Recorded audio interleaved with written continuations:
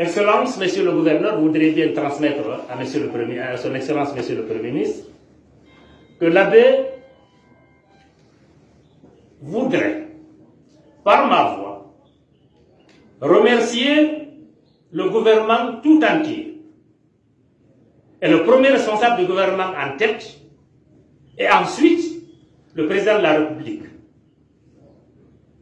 qui est le chef suprême, pour les actions entreprises dans la zone, notamment les 20-25 km qui séparent la baie de Koundara sur le mont Sita qui a constitué, cette partie a constitué un calvaire pour les usagers pendant très longtemps. Les travaux ont été commencés, ils sont en train d'avancer et nous souhaitons vivement que ces travaux aillent à terme. Ensuite, nos remerciements également pour avoir accepté de prendre en charge la rénovation de la mosquée de Karamoko Alpha Boulabé. Pour ceux qui ne connaissent pas, la mosquée de Karamoko Alpha Boulabé a été fondée avant la moitié du XVIIIe siècle. Donc ce n'est pas une mosquée datant de dizaines d'années, c'est une mosquée datant de centaines d'années. Et ensuite, l'Abbé, c'est quand même la capitale de Fouta Djallon. Ça veut dire que la mosquée de l'Abbé doit être le reflet de ce qu'elle incarne. Donc la reprise des travaux nous a plu à plus d'un titre. Là aussi, notre souhait serait que les travaux continuent jusqu'au bout, mais également et surtout la qualité du travail à faire. On est très pressé pour que ça finisse, mais nous serons beaucoup plus heureux si les travaux effectués respectent les normes en matière de construction pour que cela soit durable. Donc beau, mais surtout durable. Et nous vous remercions pour cette reprise également. Et nous comptons sur vous pour que tout ce qui est obstacle, tout ce qui pourrait faire arrêter les travaux, ceci soit réglé et que les travaux continuent jusqu'à la fin. Et que Dieu nous donne la chance et la possibilité et qu'il nous laisse en vie pour qu'on inaugure cette mosquée reconstruite. Le deuxième élément, et le troisième élément maintenant pour lequel nous vous adressons toutes nos félicitations et tous nos remerciements, c'est le butimage des routes de la ville de l'Abbé. C'est un travail, comme vous le savez, qui a commencé il y a un peu longtemps. Il y a eu un moment d'arrêt, mais il y a eu également un moment de reprise. Donc nous aurions souhaité aussi humblement qu'avant la saison sèche prochaine, pour que cette population de l'Abbé ne vive plus la poussière qu'elle a vécue pendant la saison sèche qui est en train de s'achever. Le quatrième élément, qui n'est pas encore abordé à ma connaissance ou à notre connaissance, parce que je parle au nom de tous, c'est la route l'Abbé-Mamou. Heureusement pour nous, vous y êtes passé. Donc là, vous êtes témoin oculaire. Ce n'est pas moi qui ai produit un rapport, ce n'est pas quelqu'un d'autre qui est allé vous chuchoter quelque chose à l'oreille, mais vous l'avez vécu. Alors, ce que vous avez vécu hier ou avant-hier, en tout cas quand vous êtes passé par là, nous le vivons tous les jours. Et nos populations le vivent tous les jours. Donc, ce que vous avez vécu là, et sachez bien que votre voiture n'est pas n'importe quelle voiture. Imaginez la mienne.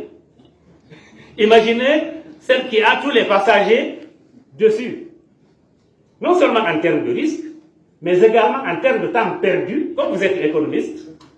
Si vous calculez le temps que nous faisons Mamou-l'Abbé, et vous comptez le nombre de personnes qui fait ce trajet, le temps qui est gagné là, s'il était consacré à des activités économiques, à quoi cela nous aurait servi? Qu'est-ce que cela nous aurait apporté de plus? Donc nous vous prions très humblement de vous y pencher pour le bénéfice de tous. Pas pour un, pas pour deux, pas pour l'abbé seulement, mais au bénéfice de toute la Guinée, parce que c'est une route internationale qui permet d'accéder au Sénégal, au Mali et d'autres pays, donc très facile. Voilà un peu quelques aspects, pour ne pas monopoliser la parole. Je vous dirais juste que monsieur le gouverneur qui est avec nous ici, nous vous demandons très humblement, s'il doit quitter l'abbé, qu'il y quitte avec une grande promotion. Sinon, vous nous le laissez. Vous pouvez augmenter ses grades militaires. Ça, c'est bien. Mais en termes de responsabilité, en termes excusez-moi, monsieur le gouverneur, en termes de comportement, en termes de compréhension et en termes de respect des personnes qu'il faut respecter, et en termes de prise de responsabilité quand il le faut, vraiment nous ne trouvons pas d'objection à rester avec lui, sauf si vous lui donnez une promotion. Parce qu'on on n'est pas égoïste, donc on ne va pas lui refuser une promotion. Mais sinon, nous vous assurons, et du fond du cœur, qu'il est un exemple à suivre, et nous vous prions très humblement de le remercier et de le féliciter, au nom de toute la population de l'Inde. Monsieur le préfet également, qui est avec nous, il est avec nous. Et c'est ça justement l'avantage d'être ici. La pluralité des religions ne gêne à rien dans la collaboration professionnelle pour le développement, pour l'exercice correct des fonctions. Ça n'a rien à voir, on est tous liés, on est tous un, et quand il y a un problème qui se pose, nous sommes ensemble, que ce soit maintenant un problème de développement ou un problème social, nous sommes ensemble et nous vous l'assurons. Nous avons des doudés. Doudés, c'est des écoles coraniques. Mais ces écoles coraniques, ce n'est pas une école où, comme l'école française, où il y a des salles de classe, il y a des maîtres, il y a ceci, il y a cela. Les foyers coraniques que nous avons sont purement traditionnels. Mais il y a des milliers d'enfants dedans. Vraiment des milliers d'enfants. Et je vous assure, ces enfants apprennent à la fois le Coran, mais également ils sont à l'école française. Donc ils sont en train de faire les deux.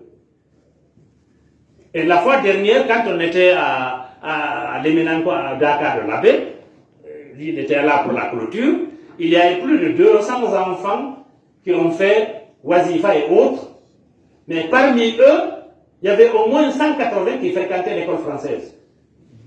Cela veut dire que s'occuper de ces doudés, de ces foyers coraniques, c'est non seulement s'occuper de l'enfant guinéen en tant que tel. Or, les ODD nous disent de ne laisser personne de côté, les objectifs de développement durable nous disent de ne laisser personne de côté. Or, en ne donnant aucun appui à ces foyers coraniques, c'est qu'ils sont exclus du système de développement. Ils sont exclus du système de l'enseignement formel. Or, nous savons que nous avons vécu des exemples, pas ici mais ailleurs, où les enfants mendiants de la rue ont été transformés en de très bons talibés dans des centres, dans des foyers coraniques bien assistés, bien équipés et bien tenus. Et passer dans toutes les prisons, dans les gendarmeries, dans les polices, ou demander les recensements qu'ils font. Vous verrez rarement, exceptionnellement, un enfant qui a mémorisé le Coran se retrouver dans ces lieux. C'est exceptionnel. C'est exceptionnel que ces enfants qui quittent les foyers coraniques partent pour l'extérieur à travers la migration clandestine que vous connaissez, dont vous connaissez les conséquences. Donc, Excellence, Monsieur le Gouverneur, vous voudriez bien transmettre à son Excellence, Monsieur le Ministre, ces mots. Et encore une fois, je vous remercie très infiniment et je vous souhaite très bon séjour et très bonne mission à la paix. la base qui vous enseigne